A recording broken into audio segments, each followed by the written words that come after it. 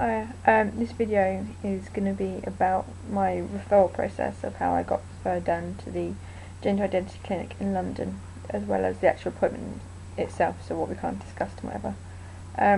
Saw a GP a couple of years ago and kind of brought up the whole kind of trans thing. Wasn't very helpful, didn't really know a lot. So I saw my actual GP who'd done a referral more recently, so he knew a bit more about it and was actually right. He did a referral to a local therapist that kind of specialised in gender. I say specialised, he had a slight interest in it. He's done a few referrals, but really not a speciality at all. So I saw, his name was Bill Brind, up in Ipswich. I saw him over a few months, and then he retired, but he was happy to do my referral before he retired down to Charring Cross. So yeah, he did my referral in October, and I got my info pack from Charring Cross, which you get first, 4 months ago now, I think, something like that. And then I got my appointment booked in for the 9th of August. So that's about a 10-month wait. Apparently it's quite normal for it to be this long, but it really shouldn't be. It's quite annoying. So me and Amy, we drove up. It was a lot cheaper and easier to get there than like trains and tubes and whatever. So we got there like an hour early. We sat in the waiting room. I got called in by the nurse, Iffy, lovely lady. I've told by many people she's lovely. And she did my height, my weight, my waist circumference, my blood pressure, as well as health questionnaire, so if I smoked, had high blood pressure, any other medical conditions, and this, that and the other really. Then I went back out to the waiting room, got called in by Dr. Lorimer, really nice guy, he's Scottish, but he's really nice, really friendly. He said that he's received my referral, whatever, and he brought up the fact that in my referral letter it said that my dad passed away a few years ago now, and he said that if there's anything, if at any point I don't want to talk about certain things, just tell him and we'll move on, which was really nice actually. So we first talked about when I first felt there was a kind of a mix of gender between my body and my mind and things like that, just to kind of, he knows your basis if you felt it since you were like 3 or whatever, or if it was much later in life, but I think that just depends person on person. He asked about what clothes I wore when I was younger. So he said about when was the last time I wore feminine clothes. Since talking to Amy, I've realised it's much later than it actually was. But anyway, I wouldn't say what I wore was extremely feminine the last time I did anyway. But I said that when I could choose my clothes, I wore tracky bottoms, trousers and shorts really. And he asked how parents were about things. He asked if my parents were kind of pushy, wanted me to wear like dresses and skirts and things, but they were more than happy for me to wear tracky bottoms and jeans. As I said to Dr. Lorimer, it's easier for me to climb trees and play football in tracky bottoms and things rather than in dresses and skirts. He also asked about school uniform. For me it was really easy. I did 3 stages of school, and all 3 stages, black trousers, white t-shirt, colour jumper, and that was both for males and females, so it wasn't really any different. I suppose for some people's schools, if they went to an all-girls school, it's a lot more difficult. Some people, Amy's school, she had to wear kilts, so, and some people have to wear blazers and things like that, but I was really fortunate that I didn't have to wear anything really gender specific.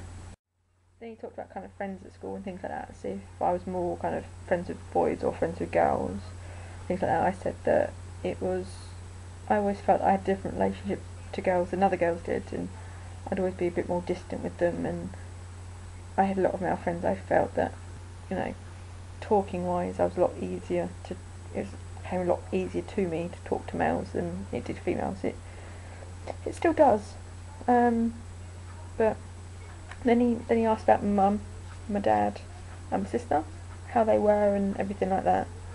And with my sister, he asked if we got on when we were younger. I kind of said that we were never really close friends, but we kind of got on as anyone did really. But we didn't. We kind of had we did have kind of arguments and things like that, but nothing more than anyone else really. One kind of question that kind of really confused me. He asked if anyone in my immediate family was lesbian, gay, bisexual, trans, questioning, queer, has transitioned or whatever, and kind of went no.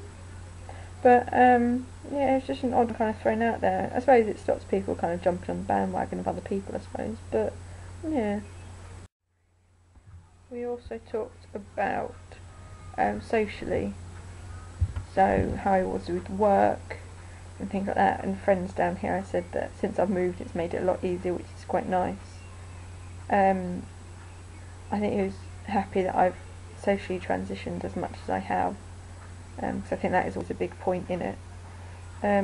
He asked about my partner, Amy, if she's supportive, how she feels, because he kind of took it as though she first of all identified as lesbian, kind of initially going out with me, and that's obviously changed. He says quite often that he sees people where their partner is still strongly identifying as lesbian. I really find that difficult, and we kind of had a little discussion about it, and we kind of agreed that that person's not a lesbian anymore because they're going out with a guy now.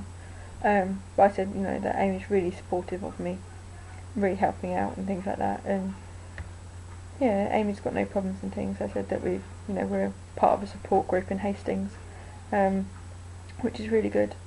He also asked about like intimacy and things like that, and sexualise with Amy and things like that. I said I find it a bit difficult because of like dysphoria and things like that. I said sometimes I wear my binder, sometimes I wear my binder and a vest, sometimes I just wear a vest, just depending on what my dysphoria is like at the time. He also asked about puberty. I kind of went that I was a late kind of developer, but I said that I don't like it, but it's not as bad as other people. I'm small-chested. Periods are short, so that's quite. I don't like periods and things like that, but they're not as bad as what they could have been. Whatever. I said I tend to go on my bike. I tend to go for a walk, running and things like that, just kind of get out of the house and stuff. He asked what I wanted in the future, and I kind of basically said I want hormones. I want you to prescribe me hormones.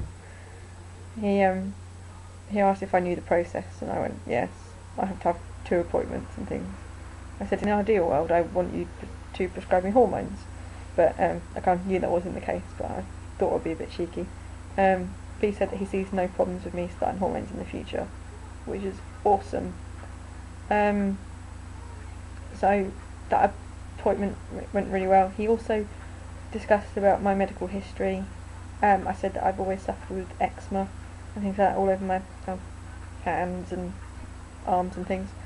He said it might improve on testosterone. He said it would be quite helpful. It would be quite nice to find out, to see if it does or not. And I really hope it does. He said that he sees no problems. So my next appointment was going to be in 4 months. So it should have been the 9th of December, but they've got no appointments until the 30th of January. So I'm having to wait another, coming up 6 weeks for that. Really annoying because I really wanted it by the end of this year. But I think it's just the way that Charring Cross works and the amount of people that are kind of going through the department in a minute. So I'm seeing Dr. Andrew Davis on the 30th of January. I don't know that much about him. I'm going to do a bit of research and stuff to find out a bit more about him. Within my medical history, he also asked if I had a nut allergy, because apparently the testosterone, the injections that I kind of said that I wanted, and he kind of agreed with me that I should have those. That they're from there's some in it that's from an almond, so you can't have that if you've got a nut allergy, which I didn't know about actually. So he sent me across to Charring Cross Hospital for a blood test. He's got all my baseline kind of testosterone levels and things like that. He didn't, but it really didn't take that long. 5 minutes. They took my blood. They took about 6 of those little vial things. But you know, there's no problems in that at all. They're going to send that off for the screening anyway with the nurse, just to see if there's anything come back. Shouldn't be. But yeah, so Laura says there's no problems with me starting testosterone next time, and we'll see Dr. Davis in January, who should hopefully, fingers crossed, agree with him. And my next appointment should just be purely discussing the forms of testosterone that I can get. I want injection, I don't want gel or anything like that. And also its effects and its side effects, which would be quite interesting to know. I think I'm going to research a bit more about it, just so I've got a bit of a heads up of what he might kind of come out with and say really. But yeah, that was my Charing Cross appointment. I had a good chat with my mum after. My mum's always been quite a bit difficult with it, with me being trans, whatever, just because it's nothing she's experienced before, so she doesn't really know that much about it. I spoke to her on the phone, and she said she feels like she's kind of grieving for a daughter. I suggested my book that I've been reading, The Boy That Was Born a Girl, and I said that I'll bring it up with me next time I go and visit, and she said she'd really appreciate that, so she's going to have a read of that, which will be quite useful for her. And I'm going to send her some support groups that she can have a look at, which is nice, what she's kind of being able to do now and things. I'm looking at changing my name on my Facebook and think that I've set another Facebook one up, but my main one is still my birth name, which is I really want to change now. But there's kind of just my auntie and things like that that need to be told. So hopefully, by the sounds of things, my mum may end up telling her early September, so about a month. And then hopefully after that, my mum said that I can change Facebook. So I said that was my main thing. But on the phone, my mum called me by my birth name, and she really apologised. I'm sorry. It's like, it's fine. Anyway, I think that's my throat telling me that I've got to shut up now.